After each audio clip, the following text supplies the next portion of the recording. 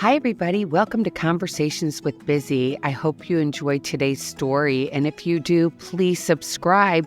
Here we go. Hi, everybody. Welcome to episode 518. It's Busy from Conversations with Busy. Does somebody ever come up to you and give you advice and you're like, I didn't ask you for advice? And I think when we're younger, at least for me, when I was younger and people would give me advice, I'd be like, oh, sure, tell me, tell me, tell me. And then I'd be offended and then I'd hate the person. And then I'd stop talking to him and be like, wait a minute, did I ask you for your advice? But then I'd take it and I'd think about it and think about it and think about it. I remember years ago, somebody said when I was blow drying my hair, don't blow dry your hair like that. You need to blow dry it from the top to the bottom. And I was like, why are you telling me how to blow dry my hair? Like I've got a problem blow drying my hair? Like you have no idea? Then somebody coming up to me when I was, at the end of my drinking, a stranger walking up to me, a gentleman, of course, good looking, of course. And he said to me, you have a drinking problem. And I was like, who are you to tell me that I have a drinking problem? You don't even know me. And being completely and utterly totally dumbfounded that somebody would have the audacity to tell me what they thought about me when I didn't even ask. And then let's take it one step further. They placed judgment on me. They didn't know me at all. So what gave them the gall to come up to me and tell me what they thought? Well, of course, now sitting here, that was when I was 37. Now I'm 56. So what is that? Almost 20 years later, I'm sitting here and my life has changed dramatically in terms of what I get offended about and what I don't get offended about. I do.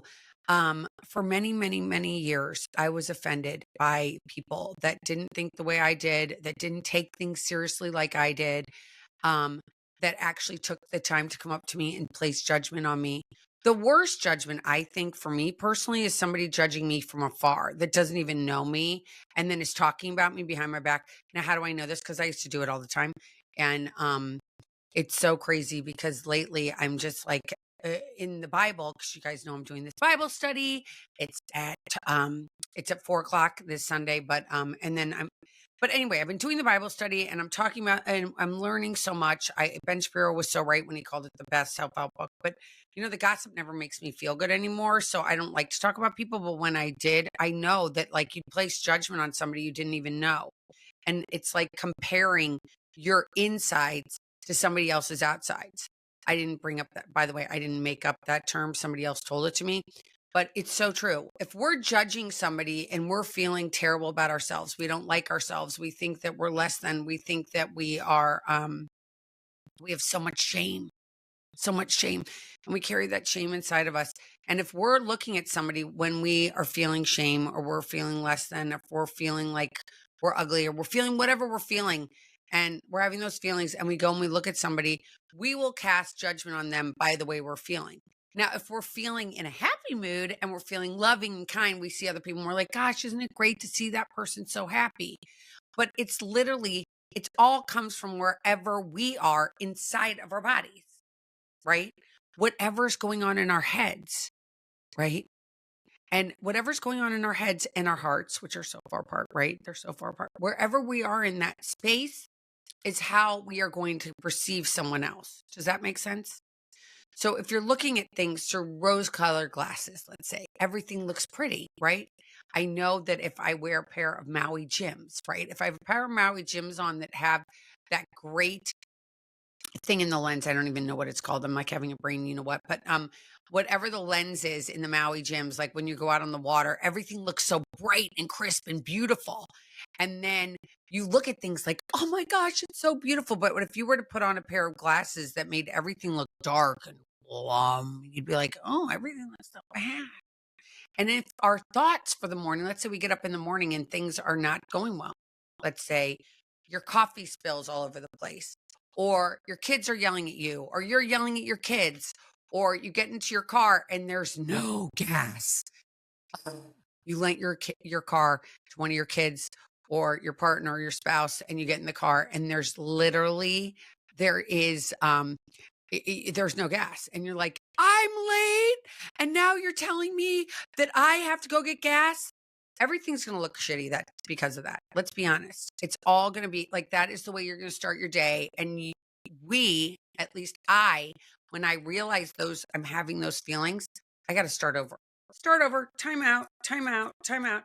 I've got to go to this place where it's like, oh my gosh, I have to start over because I started myself off today and it was not good. There's certain things I have to do each day that will keep me on my beam. For one, I have to pray before I get out of bed. If I don't pray before I get out of bed, I've done it enough times that when I don't do it, I'll go out in the day and I'll be like, I don't like that. I don't like that.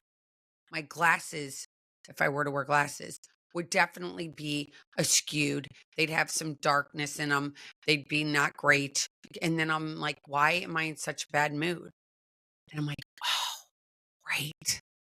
I didn't do what I know in my toolbox I need to do to ensure I have a good day, which is what? Oh, that's right. I have to pray before I get out of this bed. I have to pray before I start my day. If I do not pray, I'm not going to be good. What do you have to do each morning to make sure you stay on the beam? Now to the criticism. So I have been doing this podcast for whatever many years, as you all know. We're on episode 518. Let's just say that. And I will sometimes ask people what they think. What are your thoughts? Because I want to be better. So back in the day when somebody would criticize me, I'd be so offended, right? I'd be so offended. How dare you? As I just mentioned with the first guy that told me that I had a drinking problem, I was offended, right? We're going back to that. 37 years old, even before that. I want to say 40. If somebody had said to me, this is what I think about you, I would be offended by it. I'd carry it around in me. I would not like that person. I'd block them. I'd do certain things that were not very ladylike. I would do things that weren't very mature. Let's just say, not even ladylike. They weren't mature. They were not mature things to do, would be turning somebody off or defriending them, things like that people do today. I would, that's what I would do. I'd defriend them. I do certain things that were just so immature. And now today at 56, I would like to hear people's criticism because it actually empowers me in a way that lets me know what I can do to, like, somebody for one at least loves me enough to tell me what they really think. Number two, I ask for somebody's opinion. What do you think of this? And they tell me. I don't feel like it's like really against my character.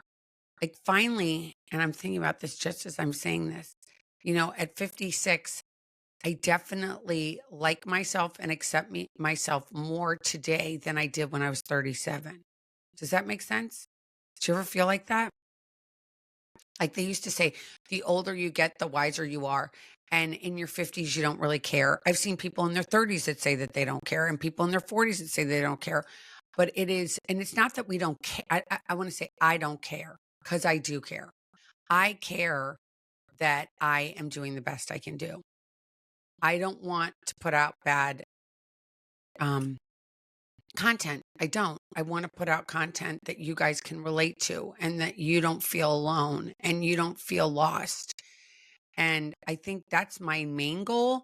So if my content can be better because somebody says, Elizabeth, do this, Elizabeth, do that, put a thing on your mic, take opportunities that you wouldn't normally take, do things even though it might not feel comfortable, try things out that you might normally have tried out, learn different apps where you can make cuts and you can make different reels. Go and learn these different things. And if you go and you learn these things, then you will be able to grow and maybe you'll get more followers. And that's like my goal is like to have more people hear me than do right now. That's my whole goal, right?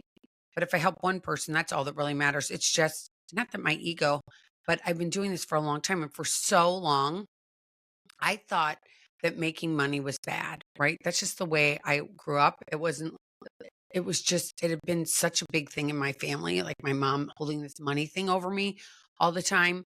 And, oh, we don't have enough money, or, oh, we do have enough money. And, money became this dirty, dirty thing for me, right? I obviously like to spend it, always like to spend it, but I never gave myself the validity, the true love of myself that I deserve, that I felt like I warranted making money, right? I'm a mom. I didn't go to Harvard. Um, I belittled myself so much for so long, you guys. I was raised by somebody who told me, oh my gosh, you're not very smart. You're not very smart. You're really pretty, but you're not smart, which then fed into that psyche of, wait, you're not good enough. How could you make money? Why would anybody want to pay you? You're not, you have no idea what you're talking about. And the longer, I guess I've prayed and worked with like the people that have been my mentors along the way, talking to my husband, praying a lot, having a relationship with um, the Blessed Mother Mary, really getting to this place of self forgiveness for all of that old talk that was inside of me. And I think we need to rewire our brains at times because we all have a past. Nobody's past, nobody goes through this thing called life unscathed, right? Everybody has something, whatever it is. And embracing who you are with all the bumps and the lumps and reminding yourself that God loves you, for me, was like a total game changer. When I went to Medjugorje, and I didn't ever think that I was going to go to Medjugorje.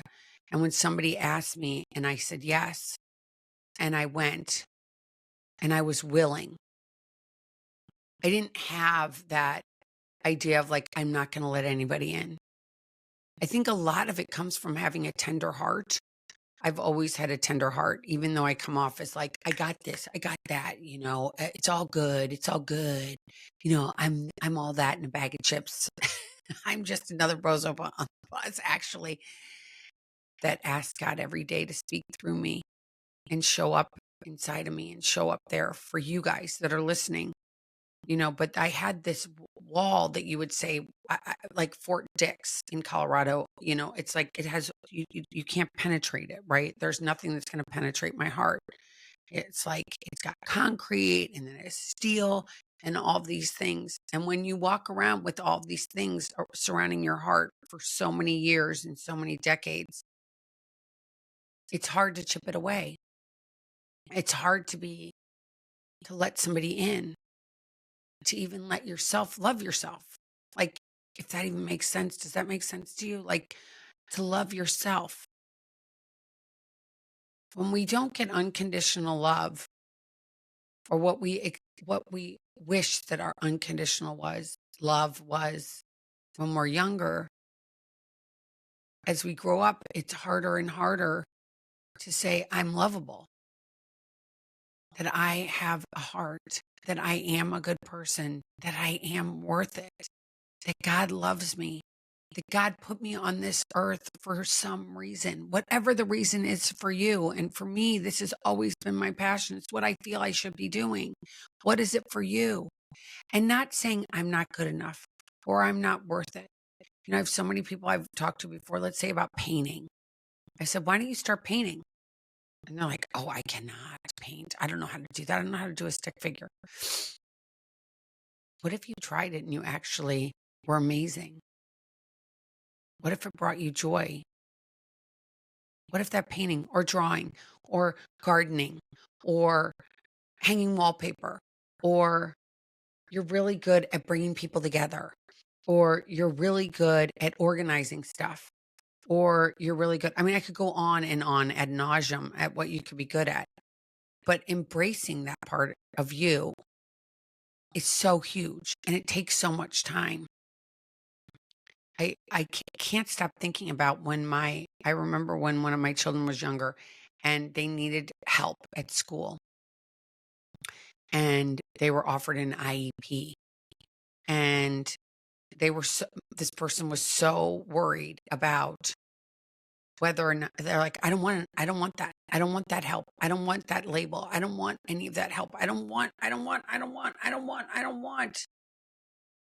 And I remember saying to this person, why would you not take the help?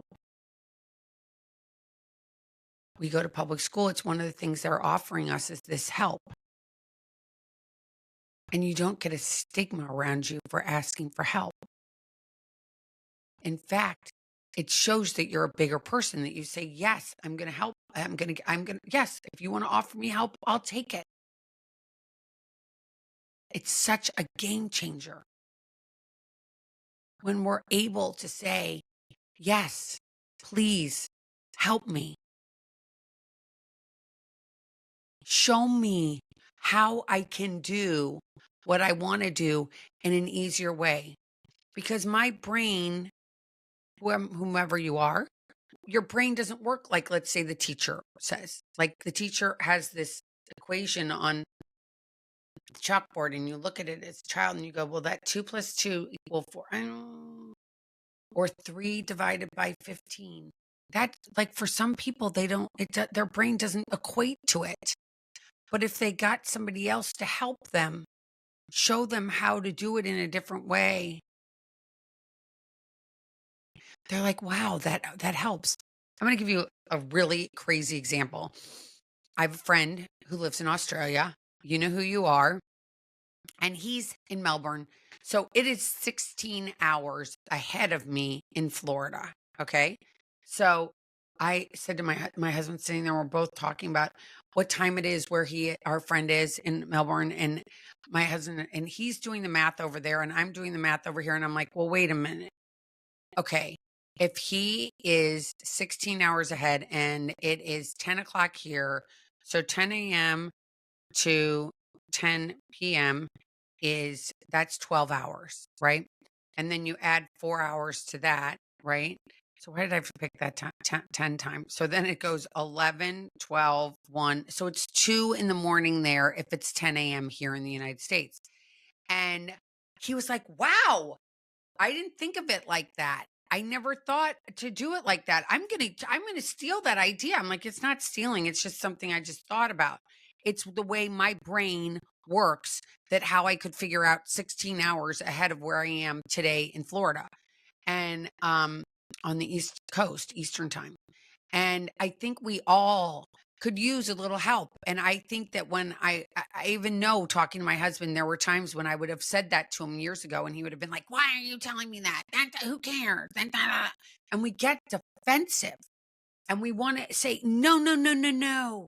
I don't want to hear what you're saying. I don't want, no, no, no, no, no. I don't need your help. I've got this. I've got this. And I think it comes from this, at least for me, I think it came from a place of fear, maybe, that I didn't want.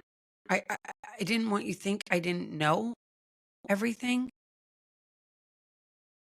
I didn't want you to think I was dumb.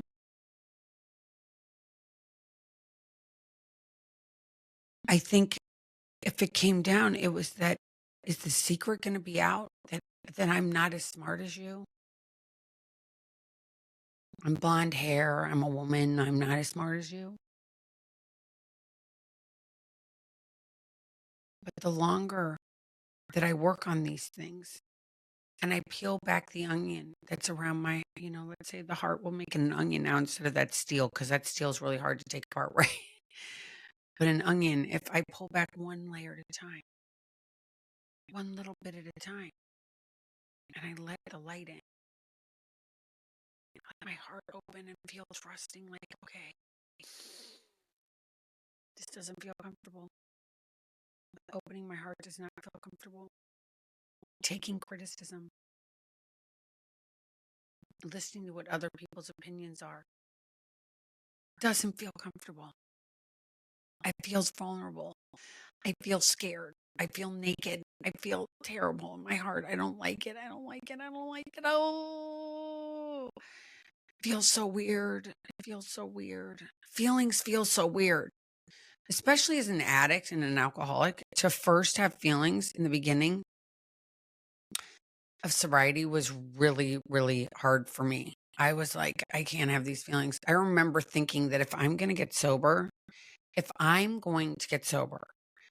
I can't do that because I've been numbing myself for 37 years and I don't think I can go and have those feelings because if I have those feelings, all the king's horses and all the king's men are not going to be put in Humpty back together again.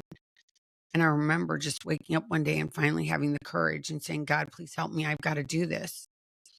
And finally saying, all right, I'm going to do this. I'm going to do this sobriety thing. I was so scared. Woo! So scared. That I was going to become vulnerable, that I was going to be out there on a limb, that I wasn't going to be okay. If I go and I show you how I really am in my heart, if you see who I really am, you're not going to like me.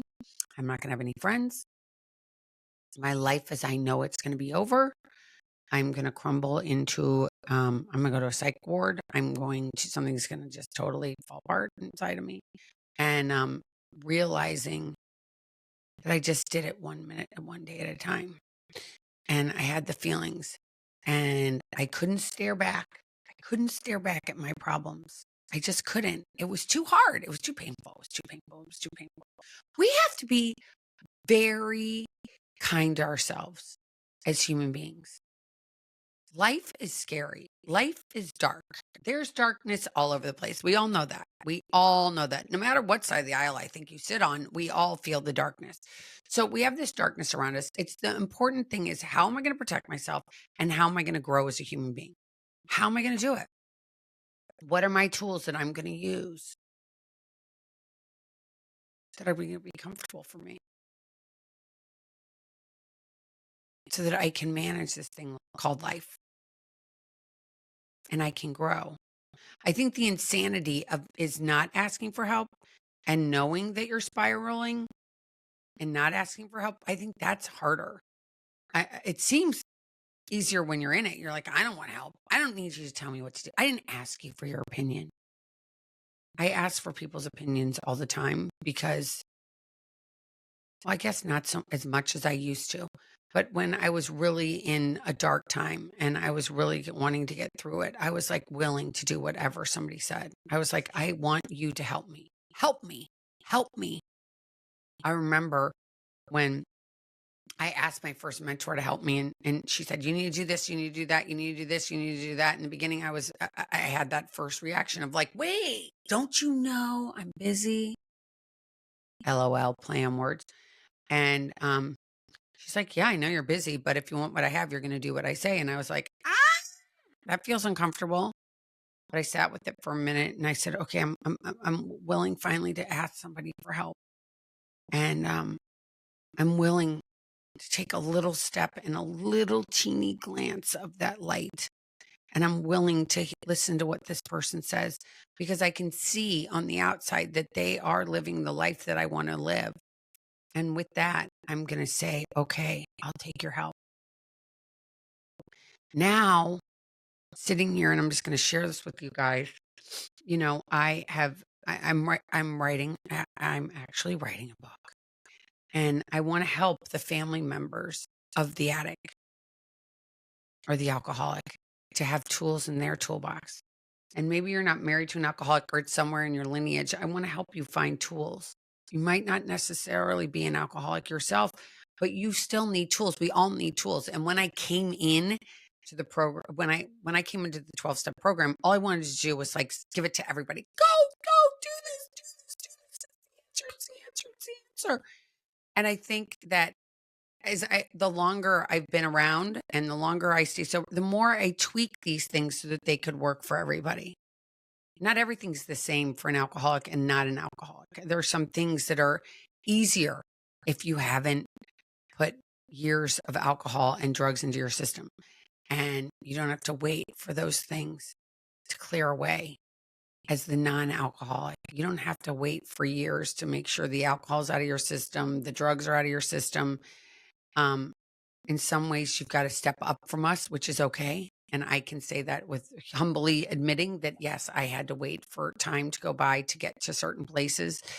In the program, they say it takes 5 years to get your marbles back meaning your whole, like everything, how you work in your head and everything else. It takes 5 years to get all of them back. And then it takes 5 years to learn to play with them. And I think the person that isn't an alcoholic or drug addict doesn't have to worry about like getting the marbles back. They have the marbles. They just don't know how to ask for help because for so long they've been scared. That's the whole thing. I think truly at the root of every human being is this fear thing. It's like fear of not keeping what I have, fear of not getting what I want, fear of change, fear of things not looking the way I want them to look. But I can tell you this, the longer I've been doing this, the more I let go, the easier it is. And it says it in the Bible all the time. It's like, trust me, it's all going to work out. And as I just finished Genesis in the Bible, it was so interesting to watch that, Joseph, I'm just going to give you a tad bit. Joseph, his brothers wanted to kill him because they were jealous of him. They didn't kill him, but they told the dad he was dead. And his life then went through different seasons, right? He was in prison and then he became like literally the Pharaoh's right arm. But he went through so many trials and tribulations and he never gave up hope and faith that God had him. God had him walking through all these things in his life. And we all are like Joseph. We all have to trust that we are on a journey. Life is not a destination. We are not living in a doctor's office, a medical form. We are not living in boxes. We are all living on a journey. We are all taking steps forward and taking steps back, and we are learning. And if we don't go crazy, literal crazy, like keep doing the same things over and over and over again, expecting different results, and we get to that place where we trust, the world can become our oyster. We can have peace. We can have serenity. We can have trust. And that does not equate to like everything being perfect, by the way, you guys. It's just being able to ride the waves of life and just going, I just got to roll with it. I wish it hadn't taken me to have to get to 56 to get here, but it's the way God's will. And trusting in that and knowing, okay, I had to go through what I went through to get to where I am today. There's so many things that say that if we didn't have pain, why would we ever reach out for help? And it's so true. It's like the pains that you guys all know that I've gone through a lot of pain, especially with my kids. Like it's been hard, really hard. It hasn't been what I expected it to be. It hasn't been life through rose-colored glasses. In fact, it's been so painful and it never goes. The pain doesn't go away. It's just, I don't have to stare at it anymore. I know the pain is there. I know I miss my children a lot, but there's nothing I can do, right? I have to let go and I have to trust that God has a plan. And that is very humbling. And enough people have said to me, you can't do anything. And I'm like, what do you mean? I got to do something. No, I can't do anything. I have to let go. I have to let go. And my brain can go to crazy places. Like, why did I even get sober if this is what my life was going to be like? And the reality is I got sober because maybe so I can help another person. That's it. Maybe because it got me closer to God. Whatever it was, whatever it is, it is. And instead of looking at, whoa, whoa, whoa, and putting all this whole negative stuff of what's gone on, I got to flip it and I got to put it into a positive. Like this has happened for this. It's gotten me closer to my husband. It's amazing. It's given me humility. It's given me an ability to trust God more. And for that is priceless, you guys. It's priceless. Life is a journey. It is not a destination. Take a deep breath. Have joy and know that you are not alone, ever. You are never alone. That is the lie. And you can always reach out for help. It takes courage. The courageous ask for help, not the weak. The courageous. Are you courageous? I hope you are. I hope you enjoyed today's show. You've had enough of me. I will be back On Monday, I have such an amazing guest. You guys have no idea. It is going to be, I can't wait for you guys to hear it. It is unbelievable, the story you guys are going to hear on Monday on my show. And then you've got me on Wednesday. And if there's a topic you want me to cover, please reach out to me at elizabeth@elizabethchance.com. Please subscribe to my channel. Go to elizabethchance.com. It'll be prompted. You'll also get my newsletter into your inbox. If you want to join the Bible study, DM me. Let me know if you want to do that. And just know this, you are not alone. Sending big love to you guys, and take care. And I will talk to you soon. Until then, be well. Take care. Sending big hugs and love to you all. Take care. Bye. Thanks for listening to Conversations with Busy. I hope you enjoyed today's show. If you did, if you could subscribe, that would mean the world to me. And follow me on all social media. And you can also get my newsletter every Friday morning into your inbox. Just go to elizabethchance.com and subscribe. Take care.